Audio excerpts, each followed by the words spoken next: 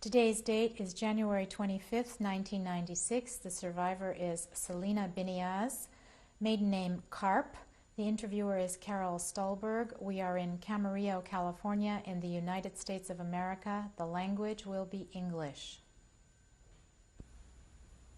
I'm Carol Stolberg, S-T-U-L-B-E-R-G, and I have the privilege of interviewing Mrs. Selina Biniaz on January the 25th, 1996, in Camarillo, California, in the United States of America.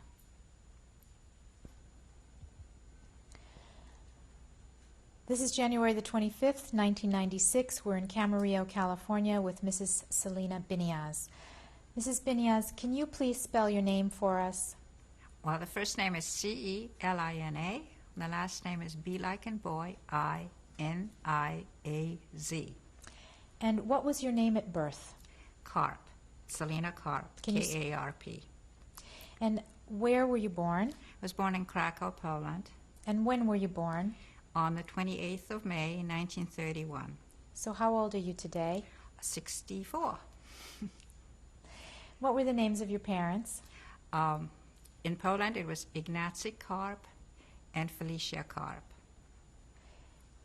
And did you have any brothers or sisters? No, I did not. I was an only child. What was your father's occupation? My father was an accountant. And did your mother work as well? She was also an accountant. Tell us, please, what your earliest memories of childhood in Krakow were like. Had a very nice, happy childhood. Lived sort of a middle-class existence. My parents both worked. My mother was a professional person, so we had a governess who took care of me. It was important to behave in a certain way. I was always very well dressed, always wore white gloves, even to play in the sandbox in the park. Life was kind of nice till the war. When you were a child, did you have extended family members living around you, uncles or aunts or grandparents? Only an aunt. My mother's younger sister lived with us. She was an artist. She painted, did lots of interesting embroidery. What was her name? Gucia. Her last name? Wittenberg. That was my mother's middle name, maiden name. What was your religious background like? I would say that it would compare to the conservative Judaism in the United States. We weren't really Orthodox, that Orthodox, but then I think in Poland there were no divisions in Judaism. There was just one religion. Did you live in a Jewish neighborhood or was it mixed? It was very mixed. I would say it was predominantly non-Jewish. There were some Jewish families in the building, but I would say that if I had to give it a percentage, I would say 75% non-Jewish, maybe 25% Jewish. Did you have friends that were non-Jewish as well as Jewish? Yes, of course. I went to a public school, and in the public school, we were all mixed. What do you remember about public school?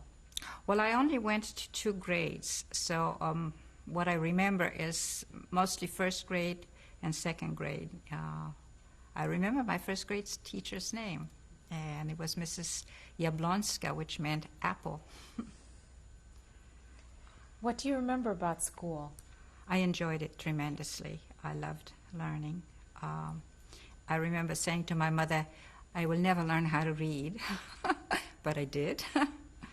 And I did enjoy reading tremendously. In Poland, the libraries were not free, and you had to pay for checking out books, and we used to do this continually. I enjoyed that very much. Did you also have books and magazines or newspapers at home? I had a lot of books. That was my favorite gift, and everybody knew that I enjoyed getting books as gifts. What books do you remember reading as a child? Oh, I remember Heidi by Johanna Spyri, and I think that stands out very much in my mind because I kind of wished I had been Heidi and had that experience. I remember reading James Fenimore Cooper, The Last of the Mohicans, and couldn't imagine what it was like to be a Native American or an Indian in those days. Adventures, Western stories, and things like that. Did you ever experience any anti-Semitism? Do you remember anything about anti-Semitism? Well, I remember it particularly at the beginning, just prior to the war, and at the beginning of the war, there was a heightened feeling of something is going to happen. And people used to congregate in the courtyard of the apartment building and talk about war, and feeling that if things were going to happen, things weren't going to be so good for the Jews. But as a child, no, I don't think that I felt any anti-Semitism. I really wouldn't have known what that was. Do you remember your parents speaking about imminent war? I remember everybody talking, congregating and speaking about it, and there was a feeling of not understanding what was happening, but feeling that something was ominous because everybody was concerned. The older people were concerned and talked in hushed tones, and listened to the foreign broadcasts on the Telefunken radio, on the shortwave. What do you remember thinking about that when you heard it? Oh, it just a fear, I think it was just a general fear, and was our life going to change? That sort of a thing, and a feeling of we couldn't do certain things. And then when war broke out, of course, right away the schools were closed, and so our lives really changed. Well, what do you remember as being the first signs of trouble that influenced you as a child? Well, I think as soon as war broke out, and we heard, bombs started falling. There were like 3, I think, fell on Krakow on the radio station. I had just received, just prior to that, a puppy, which was wonderful. My aunt bought it for me. It was a little Spitz, white Spitz. And one of the first things that I had to part with painfully was to give up my dog to a shelter because my parents felt that couldn't take care of it with the war approaching. And I distinctly remember having to take him to a shelter. And that was painful because I didn't understand why. I was only about 8 years old at the time. So in September of 1939, when the war started in Poland, what do you remember exactly? I remember people panicking. There was a general fear. I remember that the neighbors that discussed the impending problems in the courtyard on the 2nd of September, war started on the 1st September, on the 2nd of September appeared with armbands sporting swastikas. They turned out to have been Fifth columnists, so it was really kind of a incredible feeling to realize that you've been trusting people and telling them your feelings and your attitudes, and they were sympathizers of the Nazis, or of the Germans at the time, I don't think we really fully realized what Nazism was till it hit us later. At that time, we just talked about Germany invading Poland. Well, how did your life change when the war started? Well, as I say, I lost my dog right away. School closed, so we were not allowed to go to school.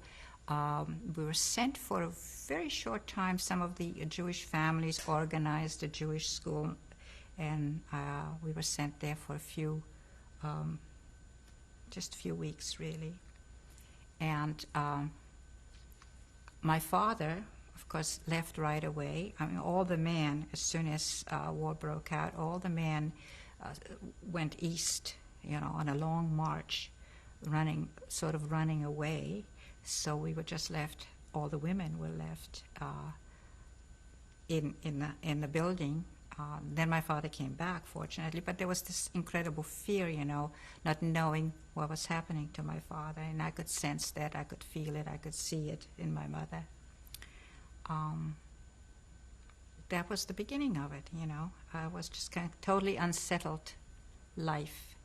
And by the time the winter came, my father was back after a long walk, back. Then when the winter came, right away we were told to go out and shovel snow and do all kinds of menial tasks for the Germans. Life changed completely right away. My parents, we knew that there were rumors that we were going to be resettled into a ghetto. So my parents got rid of their nice furniture and silver and china and all of these things, sold them to the various non-Jewish neighbors.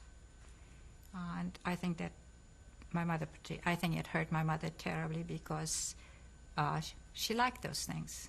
She was proud of them. They were her trousseau.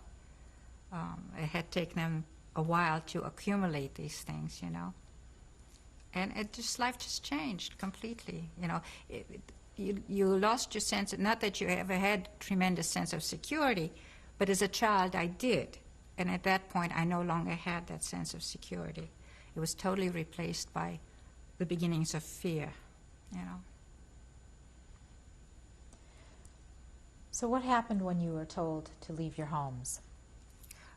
I remember my father worked he was an accountant in a shirt factory named Hogo. I think the initials stood for Horowitz and Goldfarb or something like that. But it was sort of analogous to Aero factory, Aero Shirt on Manhattan here. And he got one of the maintenance men there to come with a pushcart, that they used to carry the shirts from one place to another. And we loaded up some of our personal belongings and we moved. I mean, we didn't, a few sticks of furniture like mattresses and beds, and we moved. What did you take with you? Do you remember? Books, probably, and maybe some dolls. I was very fond of dolls. Where did you move to? We moved to, they moved us, the ghetto then became, they moved us into what used to be the Jewish section of town. And then, actually, they moved us twice. The ghetto kept shrinking. At first it was much larger, and then it shrank some more and shrank some more. And then they started bricking us up. At first we didn't have any walls around the ghetto, but then they started putting up a wall around the ghetto, and they even bricked in windows and doors, of buildings facing towards the outside of the ghetto. We at first lived in one of those buildings that faced to the outside of the ghetto, so we could see some of the trees and things. But then they moved us out of that house because that house then became part of the outside of the ghetto into more inner. So I think we moved twice, 2 or 3 times within the ghetto. Each time to a smaller accommodation, each time to share with more people. In other words, you would have one room and there would be another family in another room, and everybody would be sharing the kitchen and the hallway and the bathrooms.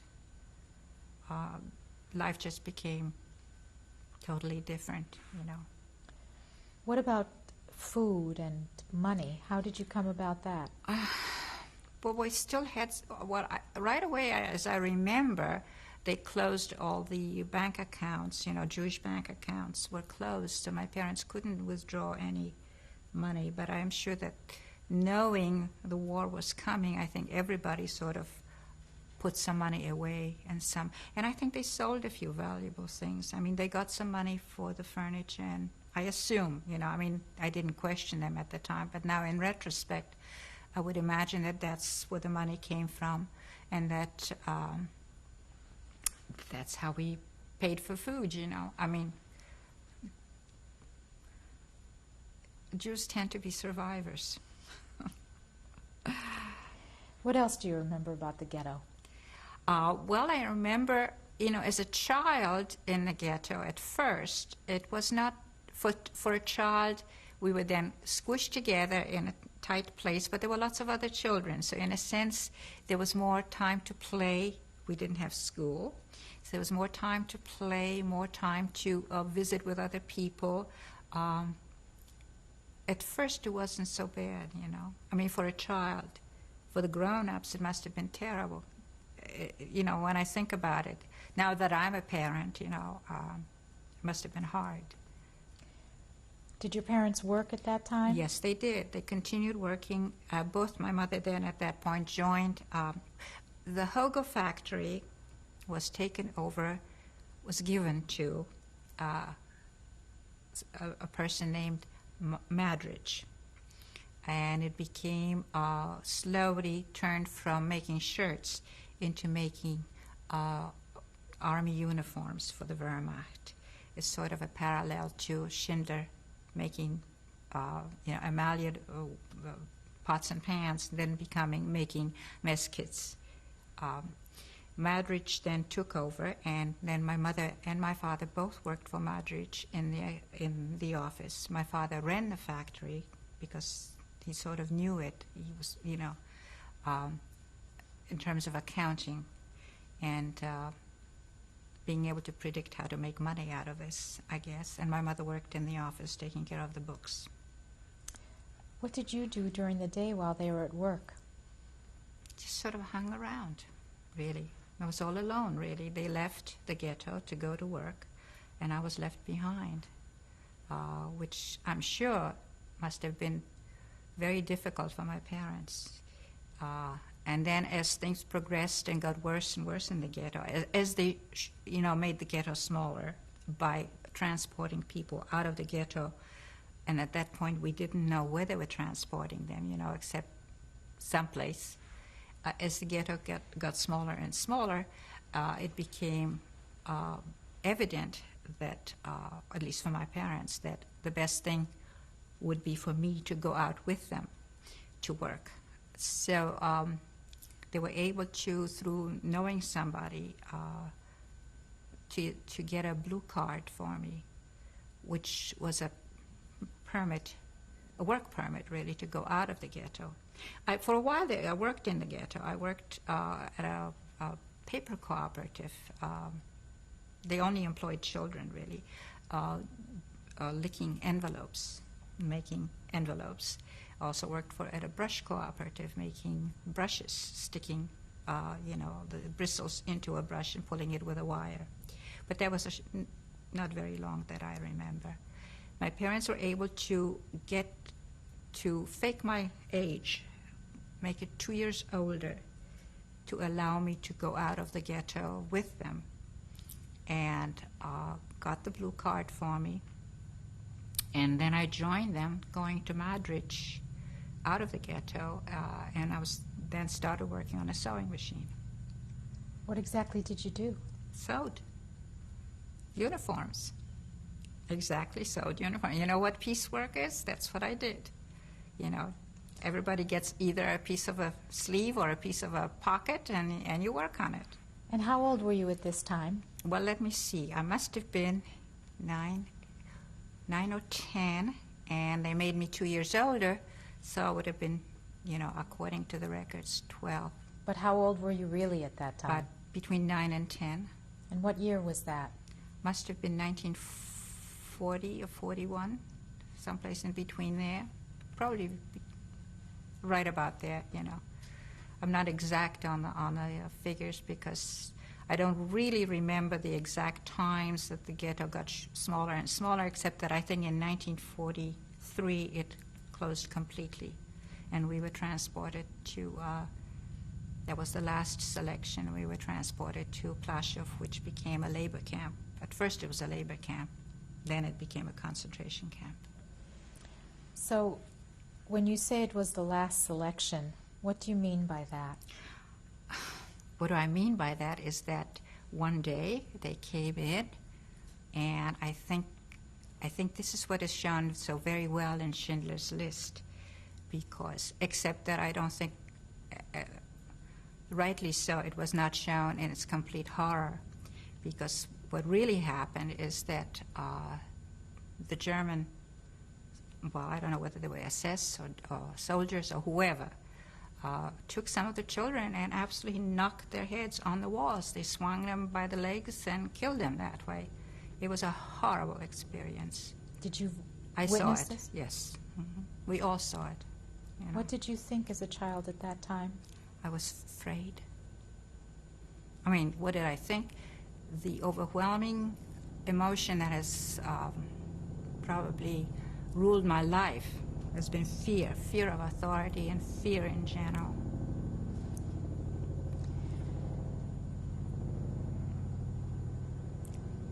Let's wait a second till this helicopter goes away. Okay. Doesn't want to.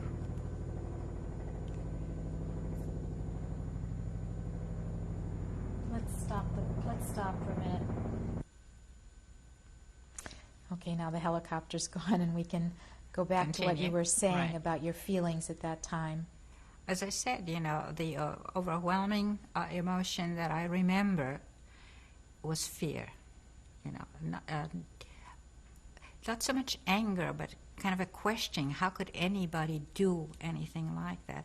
I think it was at the age of 12 that I know that I lost my faith in God, because I knew that the Jews believed that God, at least the explanation was that the reason things were happening to the Jews because of the sins of our forefathers. And I simply couldn't believe that any God would allow a child to be killed. So I had my doubts about it, and I have not really resolved them since. So after this incident with the Germans killing all these Babies, children, what happened to you next? Well, we were transported out of the ghetto and into Plaszow. How did you get there? I believe they took us by trucks, or we walked. I can't even remember. We might have walked directly from the factory. I'm not sure. Of course, at that point, everything was left behind. The only thing that we had on were the clothes on our backs, you know, so no possessions at all. We lived in barracks, 5 to a berth. That was it. But for a while there, you know, we were able to walk out of the Plaszow camp and walk about, I think the trip took about 90 minutes each way to our to the factory, to Madridge factory. The factory was moved really from, the factory had been moved originally, I think, from middle of Krakow to Podgórze, which is kind of a little suburb over the bridge of the Vistula Bridge. And Madridge established a factory there. And we walked from Plaszow to this factory every day and walked back. We were not as fortunate as the Schindler people who were able to stay and live at the factory. We had to live in the barracks. You know that Plaszow, the camp, was made originally on the Jewish cemetery.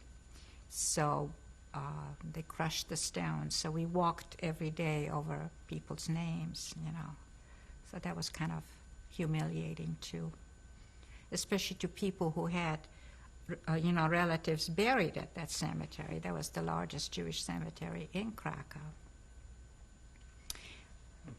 What else do you remember about Plaszow? What were the living conditions like there? They were pretty primitive.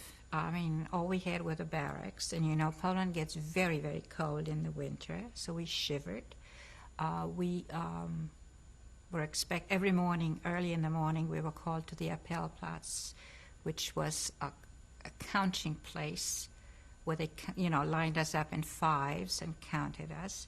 And we stood there for a long time if the count did not jive, you had to wait till it jived before they would excuse us to go to our work.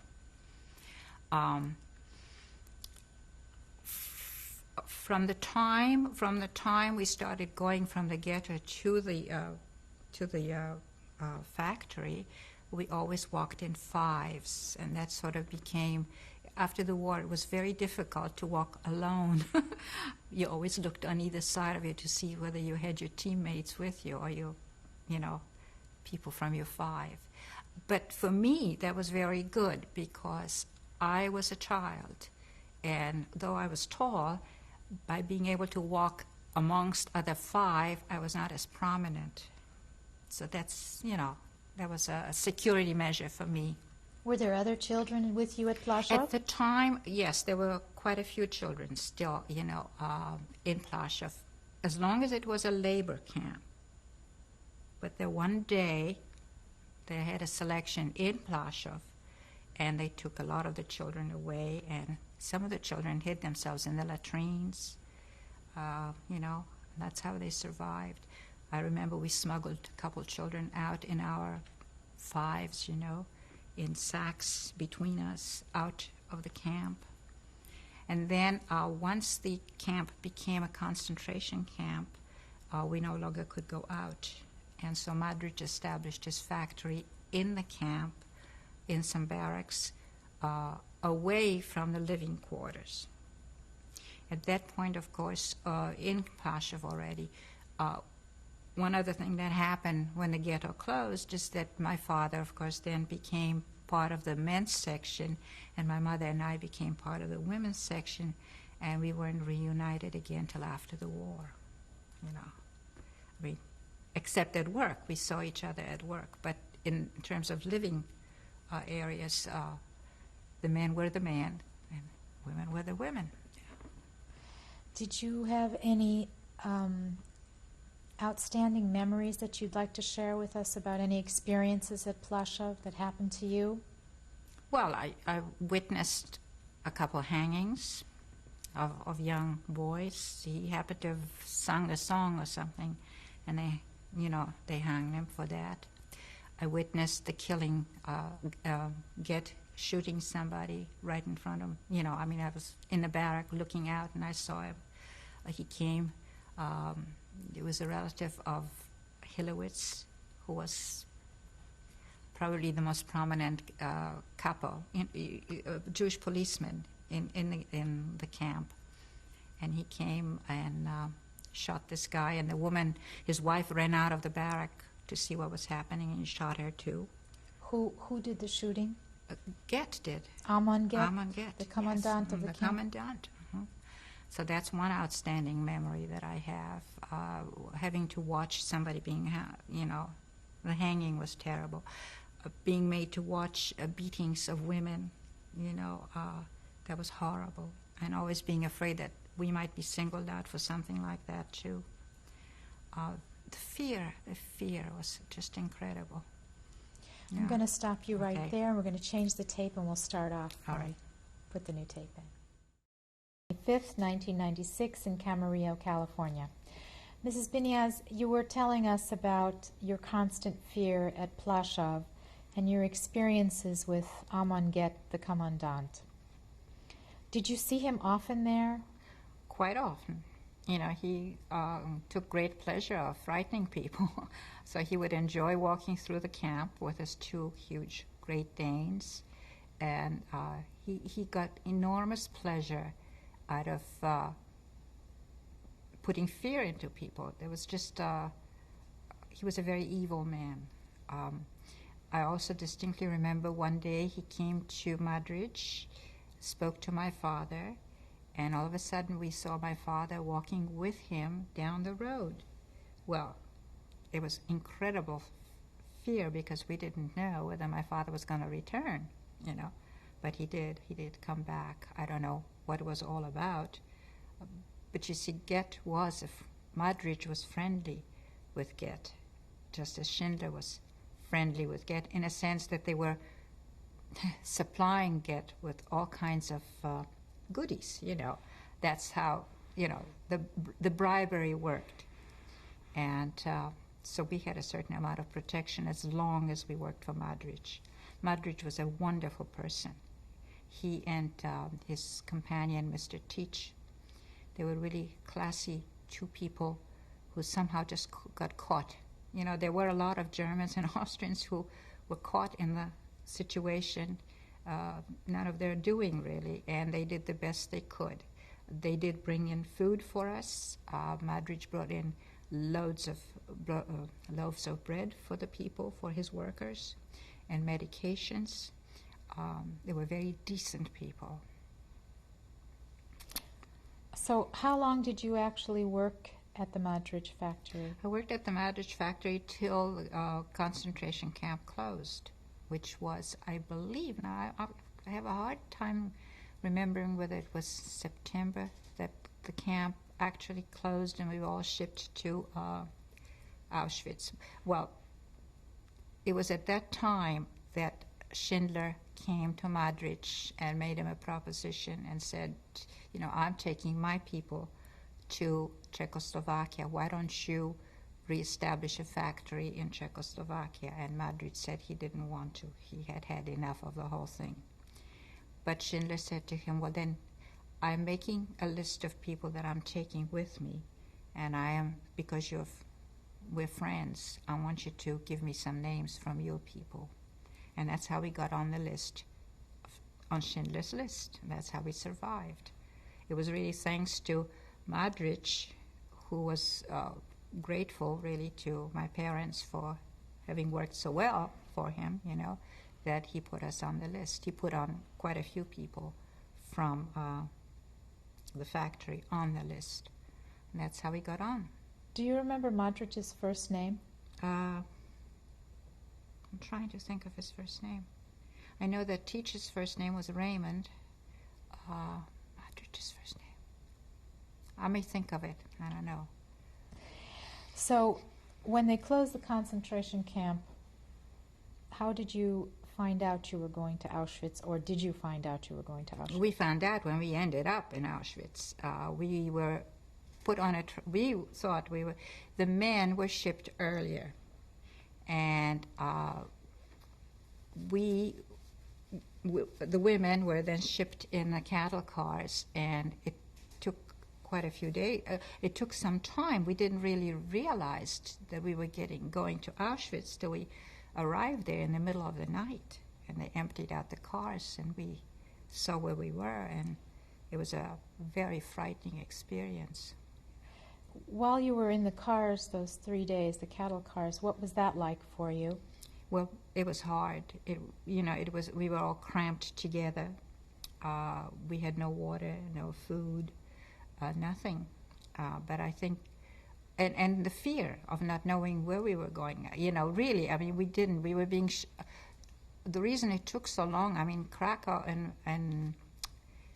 Auschwitz is very close. It's on like 35 miles, so no more than 50 miles away.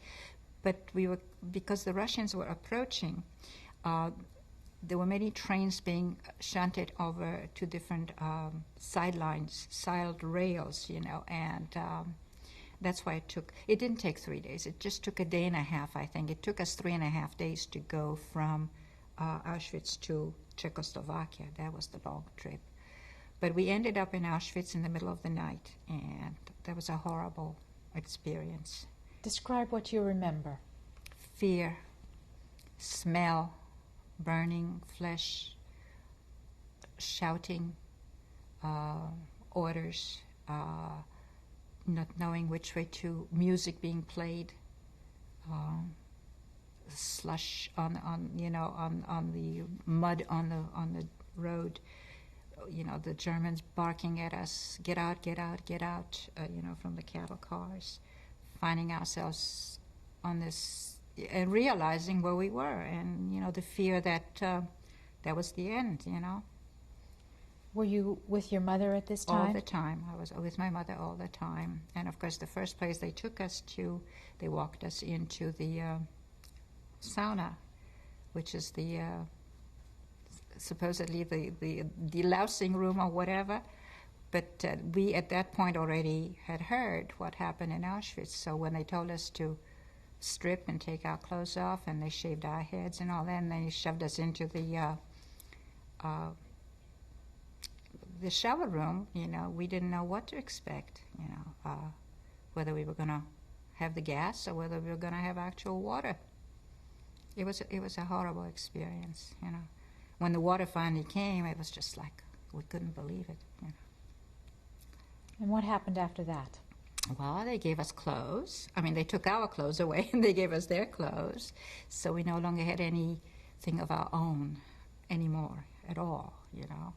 And then they took us to the barracks. What were the barracks like? Cold, very cold. I mean, Poland gets very cold starting from October on, you know. It was very cold. And the thing that, you know, and they kept pulling us out of the barracks and make us stand in front and count us, and again in fives, and we would switch places, you know, so the person in front and the person in the back wouldn't get so cold, you know. We would take turns. And, of course, food was very limited, so we were hungry, very hungry. And What was the food like? just a pot of watery soup and a little piece of bread. That was it. And the most important thing was to keep yourself clean, because a slightest pimple on your body or anything would right away make you go to the wrong side, you know. So What did you do there during the day? nothing, literally nothing. There was nothing to do except stand on, you know, I mean, they kept us for hours outside, counting us. But there was, you know, there was no work. We were waiting. We were in transition, supposedly. At least we found out that we were in transition. We couldn't figure out how we got there. We were supposed to have gotten, you know, we were signed on a list. We were supposed to go to Brindis to work. So we were just waiting. We didn't know what was happening. That was another thing, you know, not knowing one way or the other. Are there any specific incidences that you remember from Auschwitz that you'd like to share with us? Well, one specific incident is that I owe my life to Dr. Mengele's change of heart, you know. There was one day that they took us through a selection again, and it was the only time that my mother and I were separated. She had gone on the ruse of peeling potatoes or something, which she thought she could bring some potato skins back to eat. Turned out it wasn't that. I think they were supposed to give blood or something like that. But anyway, they took some of the women, 35 or 40 women, to do work or something like that. The rest of the barrack was taken for a selection. Again, we were told to strip and walk through. And on the first run through, Dr. Mengele pushed me to the left side with some of the older women. And then I don't know what happened. He had a change of heart and told everybody to go through again. And when we went through again, I don't know how I got the nerve, but I looked up at him and I said 3 words in German, "Lassen Sie mich," and he let me go. He let me go to the right, and I ran out like crazy, you know, clutching my clothes in my hands, in the nude, out. How old were you at that time? Well, I must have been 12 and a half, or almost 13, real age, according to the upped age. I was probably, 2 years older, so I would have been almost 14. Yeah. What do you remember about Dr. Mengele that stands out in your mind? He was a devil. That's what a handsome, he was not a bad-looking guy, you know, but what I remember, he had a pencil in his hand, and that's all he did was point with his pencil. Yeah. That was Dr. Mengele. That was my one brief encounter, but I came out of it okay, you know. So I was lucky. So when your mother returned... My mother returned and found out that the barrack had been taken for selection, and she was frantic, absolutely frantic. I remember having run out from the selection and my mother returning and running up and down looking for me. I mean, she was absolutely frantic, you know. I can imagine, you know, what it would be like. So how long were you in Auschwitz altogether?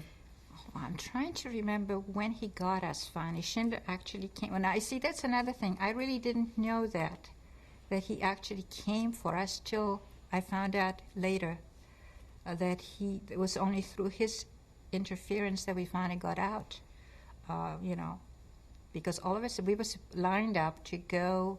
They lined us up again and told us they were going to tattoo our number on us.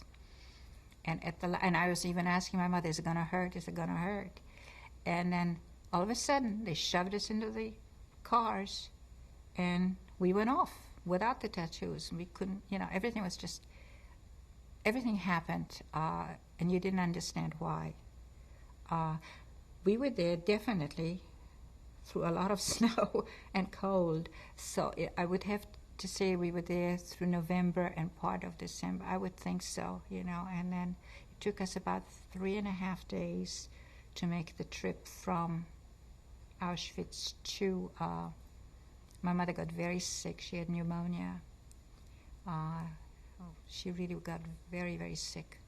When we got to Brinnitz, and they came Schindler came to the station to pick us up, and to the railroad station. We couldn't believe that we actually made it. What do you and remember? then we saw the man behind the wire, and we couldn't believe, and they couldn't recognize us because we were all shaved. They left us with hair and got all their women without any hair, So the barracks, I remember that we slept on top of the factory and it was warm. I remember that. We felt good and warm. But he hadn't had the time yet to build any bunks, so we all slept on the floor. It was only later that they built bunks for us. And in this particular place, we shared 2 to a bunk. So that was kind of nice, too, not to have to share with 5 people. There were triple bunks, 3 tiers. But the distinct memory is that it was warm.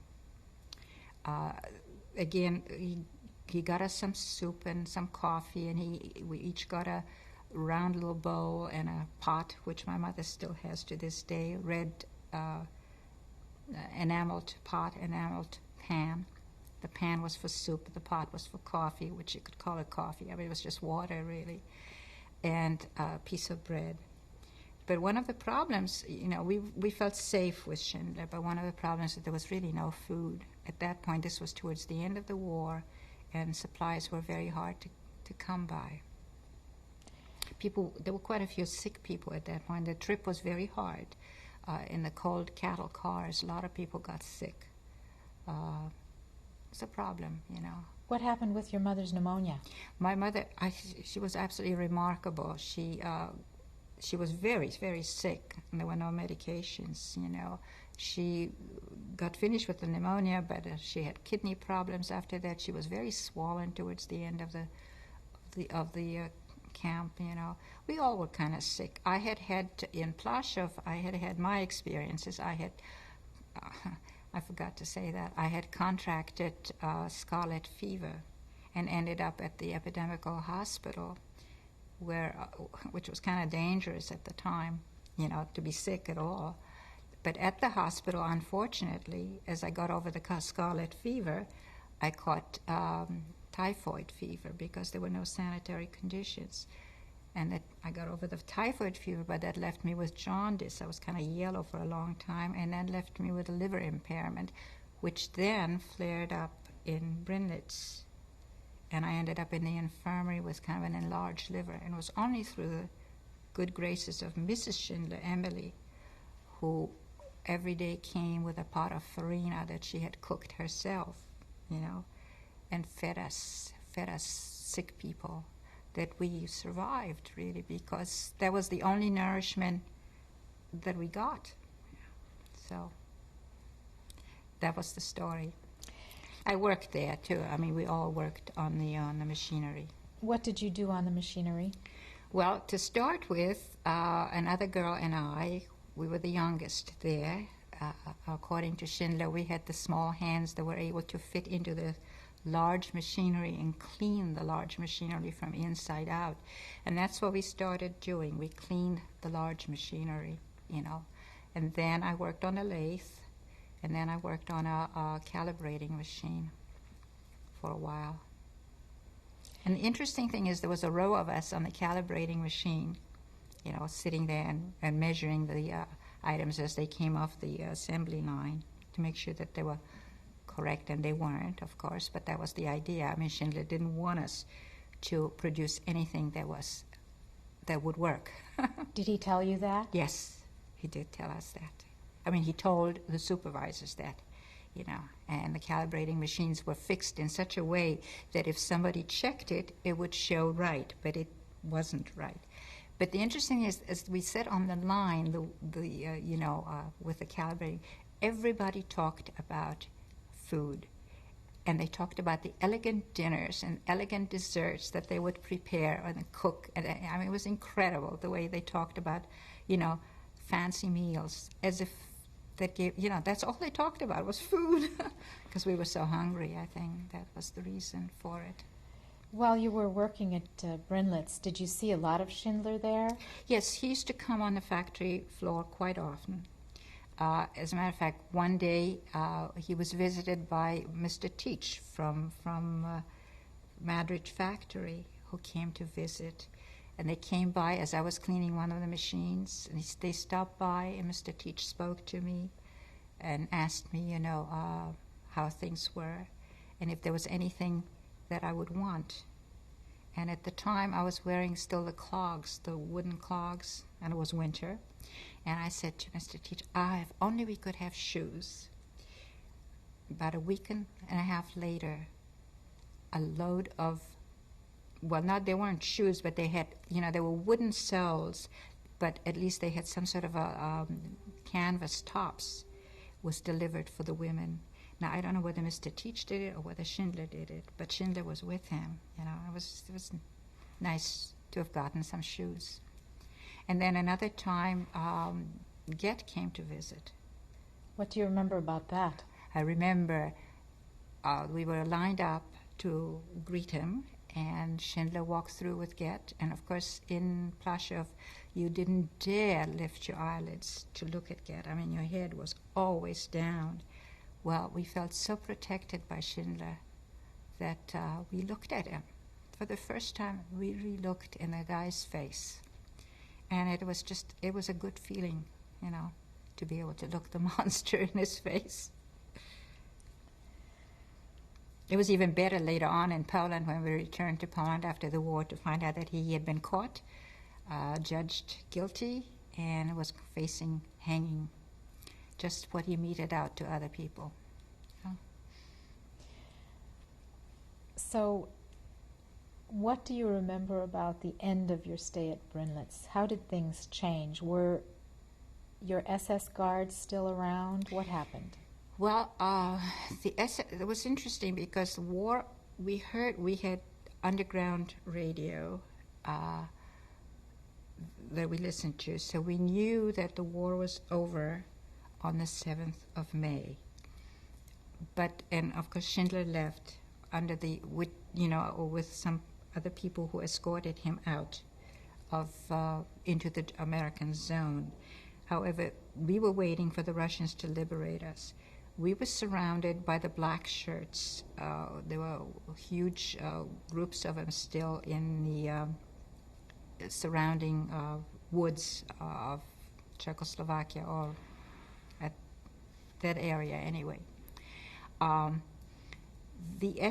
From what we understand, from what I remember, what I understood, that the two graves, even though we were under the protection of Schindler, there was a commandant that was in charge of the camp, of the labor camp. I mean, Schindler only used the labor force in his factory.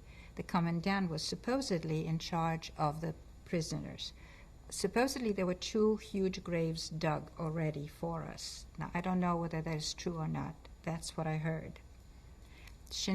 We also heard that Schindler got the guards drunk in some way and sent them off on a train away. One guard, and he gave the Jewish policemen guns to protect us while he went away. And so for 2 days, we had protection from Jewish prisoners holding rifles against any marauders that might be on the outside. understood there was one terrible guy, and somehow they caught him in some way and kept him, because I know that when the Russians liberated us, they hanged him, and they wanted us all to watch the hanging. Was this a German that was hung? Yeah. Who did the hanging? The Russians. The Russian army was a very interesting army when they came in, unlike an army that you think marches to a goose-stepping beat. You know, they were they're very incredible. There were women and young boys and older men. It was just they weren't in ranks of any sort. They just came, you know, with one of them on a horse to start with, you know, to tell us that we were free and to tell us to leave the camp. Well, we were afraid. We did not know how to walk outside of the camp without walking in fives, you know. But after a while, you know, in a few days, we started back to Poland, walking, and, you know, all the bridges were blown up and all the roads were, it took us, you know, we were liberated on the 9th, and it took us, I would say, a good 2 weeks to get back to Krakow. This was the 9th of May, 1945? 45. Before you get back to Krakow, let me just ask you, did you see Schindler leave the camp? No, I did not. No, instead he left at night. There were some people who did accompany him and some people who did see him leave, but I was not one of them, no. So, after leaving the camp, how did you get back to Krakow? We walked. Primarily, we walked, or we hitched some rides on carts if people would take us. The Czechs were incredibly kind people, the kindest people I've met, really. They were wonderful. They really extended themselves. They shared whatever they had with us. Really good people. So, you know, by walking and by hiking and by hitchhiking and doing all of those things, we finally got back to Krakow. Who were you with at the time? My mother and my father, the three of us, because we met in the last camp. And how old were you at this time? I was 13, almost 14, because my birthday was on the 28th of May. So what do you remember about going back to Krakow? I remember that we weren't welcomed. Here we thought we had survived the war and we would be, you know, welcomed, but we weren't at all. If there was any, you know, that's when I really felt anti-Semitism. We were really told, you know, we shouldn't have survived. Hitler didn't do enough. You felt like you didn't want to stay there for a very long time. On the 28th of May was my birthday, and the only thing I wanted was to go to a movie. So my mother arranged for me to go to the movie, but I didn't have any clothes. We were staying with some people, and I borrowed a skirt and a top from this lady. But the skirt, I had to wind like 3 times around me. I had weighed 65 pounds, and I was as tall as I am now. So I was pretty skinny. 35 kilos, 70 pounds, yeah. But I had, you know, I went to the movies. I remember to this day what I saw. It was Diana Durbin and some sort of a show called, in Polish, Pensjonarka. I mean, it was some sort of a school for girls, you know, and adolescent girls. You know, it was, to me, it was absolutely charming, and she had a beautiful voice, and she was singing in it. But shock of shocks, I saw myself for the first time in a full-length mirror. I couldn't believe what I saw, you know. I mean, my hair had just started growing out, and I was skinny as anything, and looked awful, you know, like a skeleton practically. So that's how I remember my birthday. Anyway, I also realized that I didn't know anything. I didn't know how to write.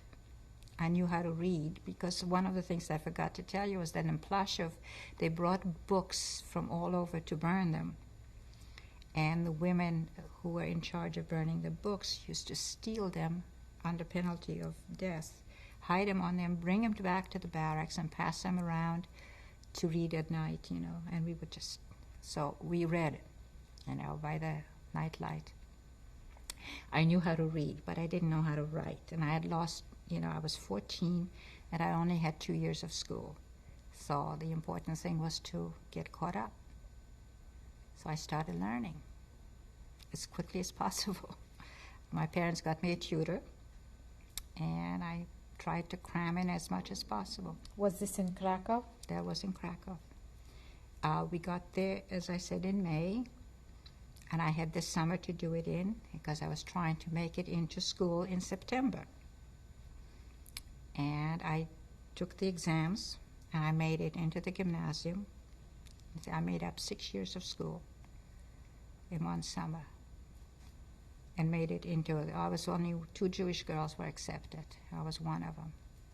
However, in September, there was another pogrom in Poland.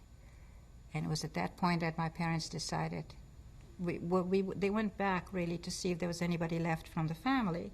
And since there was nobody left from the family that we knew of, they let my uncle know in Israel and also my uncle in the United States that we survived. And my parents decided Poland was not the place to stay. And I was in school for about 4 weeks, just September. And in October, we smuggled over the border out of Poland. And already at that point, Poland was closing its borders. And we smuggled in a Russian truck into Bratislava. And from Bratislava, we made our way into Prague, back to Czechoslovakia. And from Prague, we waited there for about a week and a half. And then we were taken over the border, the German-Czech border, in the middle of the night. We walked across. We made it through the Czech, but didn't quite make it behind the border of the Americans, but they let us in. And we made it into Hof, and from Hof into Landsberg, the displaced persons camp, where we stayed for a little while, and then into Mindelheim, where we stayed for a year and a half, and then the United States. Let me stop you right here. We're going to change the tape, and we'll talk a little bit more about this. 5th, 1996, in Camarillo, California. Mrs. Binyaz, when we left off, you were telling us how you traveled through Germany to come to the United States. But let's back up a little bit. And why don't you tell us what it was like at the DP camp when you got there? Well, there were people from all over who had no way of going back to their countries. And again, we lived in barracks and buildings. Lots of people got married, and some of them actually started having babies. But we had lived in camp so many years that my parents decided this was not the way to live anymore and started to look on the outside. Went to a place called Mindelheim, a small community in Schwabenland. It's on the way to Memmingen. It's between Munich and Memmingen, or Augsburg and Memmingen, the home of the River Mindel. It's very charming, very small. They were able to find an apartment, or a requisition, a room really, from a woman whose husband was perished in the war but was a Nazi. Which wasn't really fair in retrospect to do this to somebody. I mean, she had nothing to do with it, you know, but that's the way it was after the war. But we lived in her apartment, or she was actually the caretaker of the bank, and we lived upstairs. It was an attic apartment. It wasn't very much, really, but it was a better place than living in a camp. And we went on German ration cards, so we didn't even get anything from the camp. We did get packages from UNRWA once in a while, which was wonderful to get that piece of chocolate and a piece of soap. And in the meantime, we had contacted my uncle in the United States and my uncle in Israel, and they were both working feverishly to send us affidavits to come out. But it took 1.5 years for us. But that was my return to normalcy, really. And I'm very grateful for having lived for 1.5 years in that German town, because it just made me work my way through hate, anger, and all of that, and I left feeling pretty good, you know. When you first arrived there, did you feel a lot of hate and anger? Oh yes, of course. I mean, I had been deprived of my childhood, you know, and really my teenage years. By the time I came to the United States, I was 16. So in essence, from 8 to 16 was gone. But I had a very good experience in Mindelheim. Just by chance, I went to a convent, and there was an elderly nun there. She was 92 years old, and I was 14 and a half. And she was going to teach me English and German, because I didn't know any at the time. She had been a cloistered nun. This was a semi-cloistered establishment in the sense that the nuns didn't go out, but the public came in. It was a school for girls. She had entered the convent. It was called the English Institute. The mother house was in London. She had entered the convent at the age of 16 because of a broken love affair, and had never left it. She did not know what it was like on the outside, really. She accepted me totally for what I was, which was wonderful, you know. And she was very kind. It's the only time I cry, when I think about her. She was good. Good human being.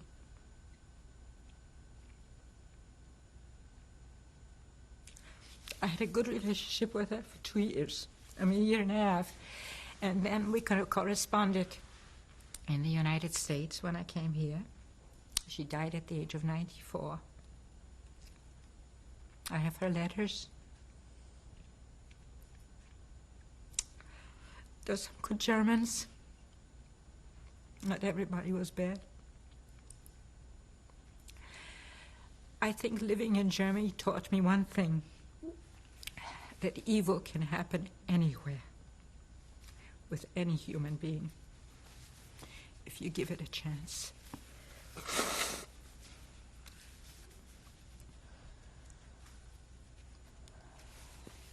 Okay. What do you remember about coming to the United States? We arrived in New York after 11 days on the boat. We came on a troop ship. We were 60 women in one of the cabins, you know, slept 5 to a bunk, because it was a troop ship. Everybody was seasick except me, so I ate everybody's ice cream and enjoyed it tremendously. We arrived in New York. My uncle came from Des Moines and met us with his brand new car. It was one of the new Cadillacs that just came off the assembly line in 1947. We stayed in New York for a few days. It was exhilarating. New York was very exciting at the time, you know, Broadway and lights and the neon lights everywhere. It was just beautiful. And he drove us then from New York to Iowa, which was very nice to get to see part of the country, you know, that way. We didn't stay very long in New York. We stayed about 3.5, maybe 3 or 4 days, that's all, yeah.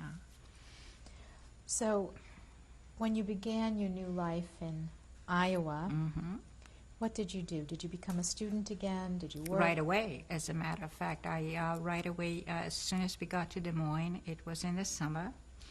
I signed up for summer school. I presented my book. I had been tutored in Germany. My English nun taught me English and German, but I also was tutored in mathematics and Latin, and took violin lessons.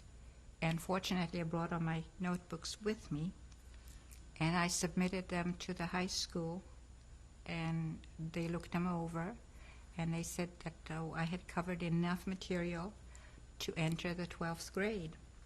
However, I did need the requirement of American history, which is an 11th grade subject. So I went in a summer school to do American history to one of the high schools in Des Moines. And then in September I entered North High School and graduated in end of May 1948. Did your Holocaust experience affect you at all in the way you interacted with other American children when you arrived here? Oh, I'm sure I did. First of all, it was very hard for me to talk about it. Secondly, when I was very fortunate to have been able to go to college, to Grinnell College, which is a nice private school in Iowa, a very fine private school. And the thing that I was just old beyond my years. I worked very hard. I was on a scholarship, but I had to support myself for board and room by doing all kinds of jobs. And the thing that bothered me most is that the young people who were there, who were given the education, really didn't appreciate it. But that was a function of the fact that I had gone through things that they hadn't, and it took me about 3 years to finally, by my senior year, we were on a par. They had matured and I had leveled off. So I think I enjoyed my senior year the most. But it was difficult for me to accept the fact that they did not appreciate what they were given. Were you able to talk about your experiences in the Holocaust to anyone? Not really. I mean, it's very difficult. It was very difficult to talk about it because nobody could comprehend it. And I think that's why I said Schindler's List, the film, is sort of opened up the floodgates, because now people who see it are able to ask questions or at least comprehend one's experience. So, after graduating college, what did you do? Well, I got another fellowship. Well, I spent one summer at Northampton School of Social Work. At the Smith School of Social Work in Northampton. And then I was fortunate. I had gotten a fellowship to Columbia University. There were two of us who won $10,000 scholarship for further study out of something like 245 applicants. So that was quite a feather in our cap. And I ended up at Columbia. I got my master's there in education and lived at the International House, met my husband that way. And what's your husband's name? Amir. And we got married in 1953. And then I continued, I had, beyond that, I went, after that, we settled and I continued my education at other schools. And I ended up teaching for about 25 years. At what level? I taught elementary school and I worked with youngsters who had learning difficulties. I felt that was the right thing to do. I enjoyed it too very much. It was very gratifying. And then you had a family of your own? Yes, 2 children. And their names? Robert is my son, and he's married to Lucy. There has a little girl named Rachel. She's 4 years old. And then I have a daughter, Susan, and she's married to Bob. And they have a little boy named Alexander. And another one on the way. Who's going to have the baby? Susan, Your daughter. my daughter, in March. Tell me something. Do you feel that your Holocaust experience influenced you in the way you raised your own children? Yes, it did. In what way? Very much so. I didn't talk to them about it till my son was 12 and my daughter was 8. They had absolutely no idea that I had been a camp survivor or I didn't want them to feel guilty. I wanted them to have a happy childhood. I know other people talk about it all the time, and, different people experience it differently, That was my way. I didn't want my children to hate, and I think I achieved that. My daughter has been able to go to Germany many times and has friends in Germany, has studied in Germany, and didn't go there with baggage, She was able to meet people and form her own opinions, not my opinions. And I think my living in Germany did that for me. I think if I had come straight from camp someplace else, I might have never been able to work through this. But I did work through it, and that was good for me. Did you ever have an occasion to see Oskar Schindler after the war? I didn't, but my parents did. They met up with him on a street in Munich, just when we were waiting for our shipment, to Bremerhaven to go to the United States. And from what I understand, they chatted on the street, and he told him he was particularly happy that we were going to the United States. So I think if we had lived in New York area, we might have met up with him. But because my parents lived in Iowa, and he did come to New York many times, and he did visit friends of my parents, good friends of my parents, the Rosners. And had my parents lived in New York area, they probably would have met up with him. But Iowa was kind of far away.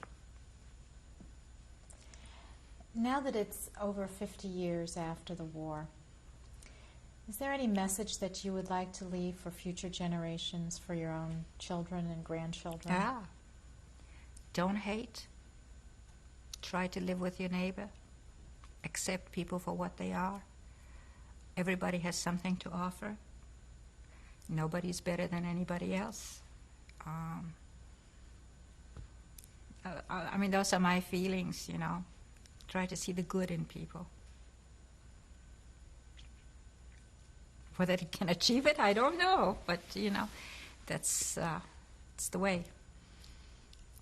I hate to see what's happening in places like Bosnia and Herzegovina, where you have ethnic cleansing again, the same things over and over again.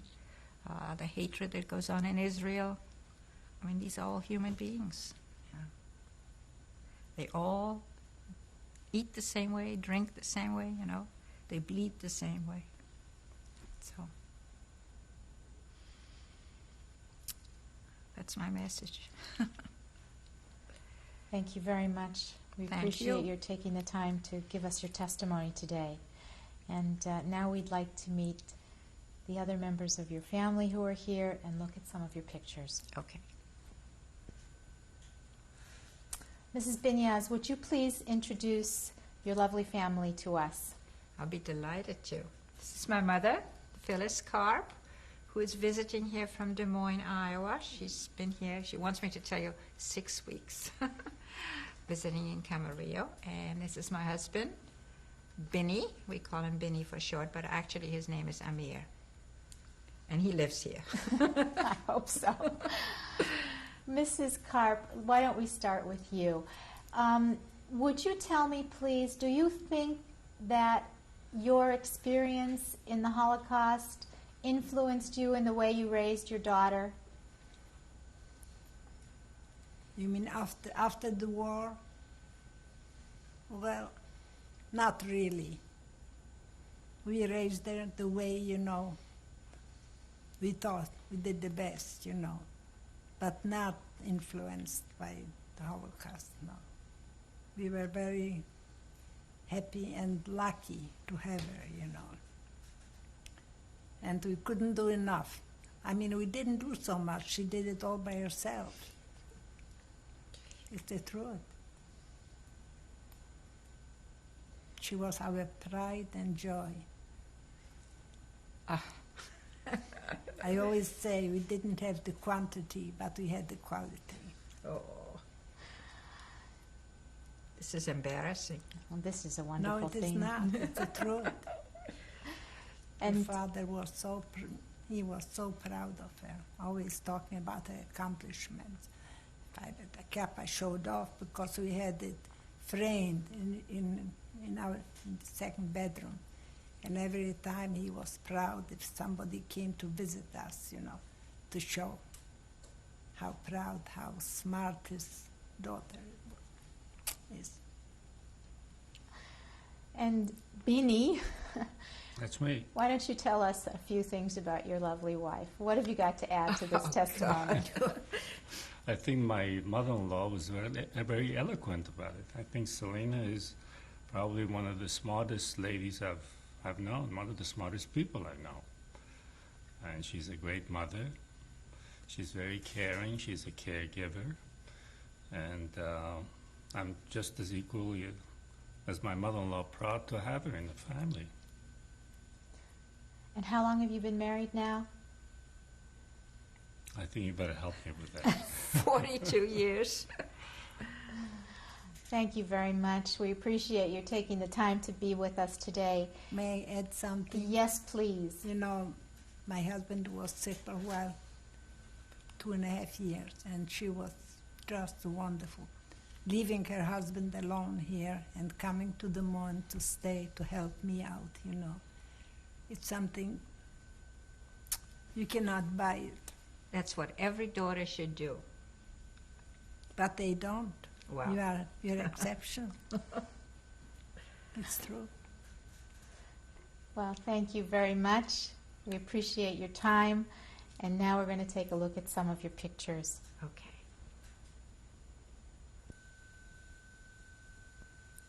This is a picture of my mother, Phyllis, and myself as a baby. It was taken in 1931 in Krakow, in Poland. I must be about probably 5 or 6 months old on that picture. Where did you get this picture from? Well, it was probably sent to one of our relatives, either in the United States or in Israel, because we had none of the pictures left. Whatever pictures we see today are pictures that have been preserved by family members and then given to us after the war.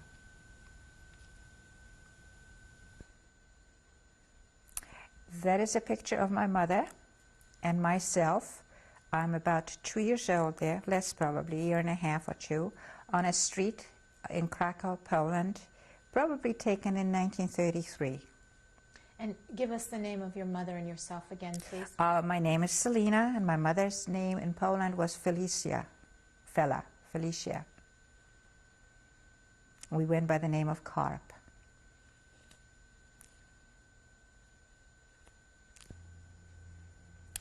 That is a picture of me, Selina, on my first day of school, dressed in a uniform.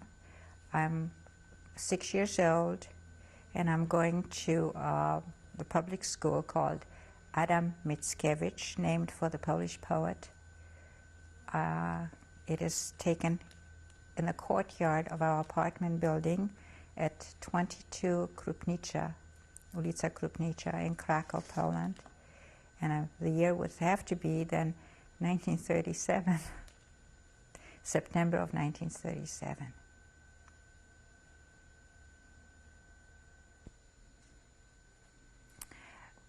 This picture was taken on the ship SS Marlene, and it is taking us from Bremerhaven to the United States. It is my birthday, 28th of May, 1947. On the left-hand side is my mother, Phyllis Karp, or at that time still Felicia Karp. Right next to her is a picture of myself, Selina Karp. I don't know who the other two people are on the right-hand side, but looking through the opening on the right-hand side where the people are standing, to the very back there, you see Europe disappearing on the horizon. We were just leaving on the ship from Bremerhaven.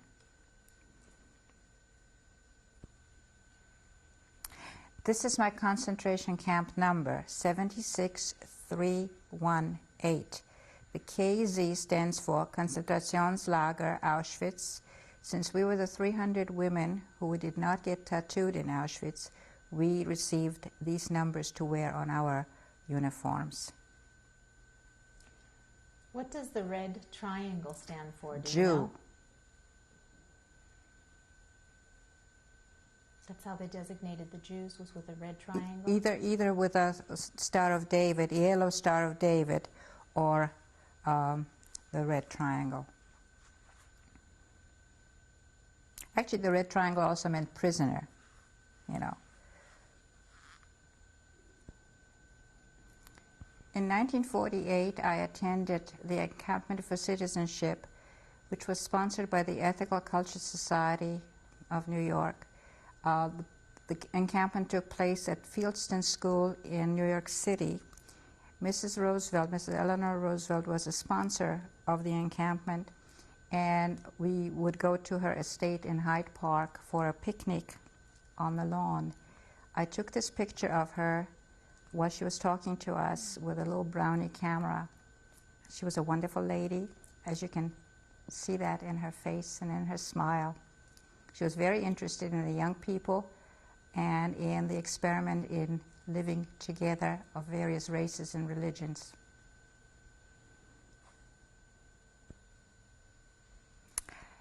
This is a picture of me, Selina. I'm 16 years old.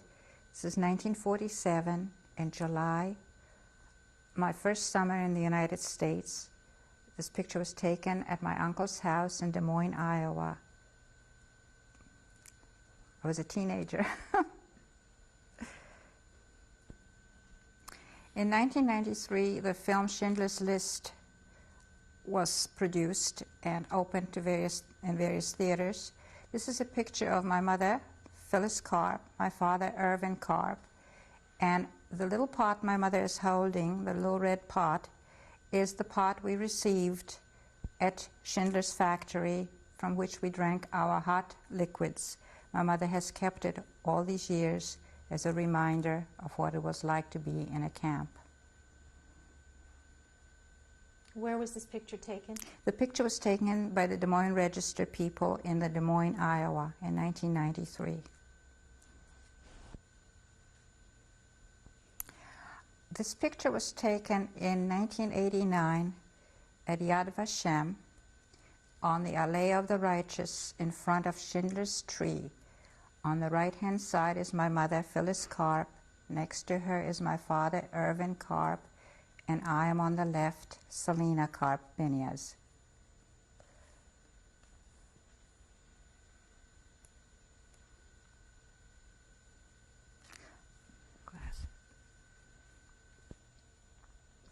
Okay, this picture was taken at 1582 Calle Aurora in Camarillo, California on December 1994.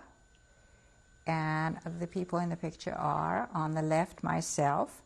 Next to me is my son-in-law, Bob Harris, holding up my grandson, Alexander Binias Harris. Next to Alexander is my daughter, Susan Binias. Below is my husband, Amir Binias. Next to him is my granddaughter, Rachel Hood Binias. Next to her is her mother, Lucy Hood. And next to her is my son, Robert Binias. We're a happy family.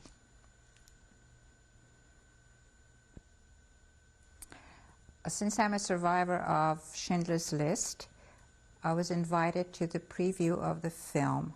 My husband took this picture in front of the poster advertising Schindler's List.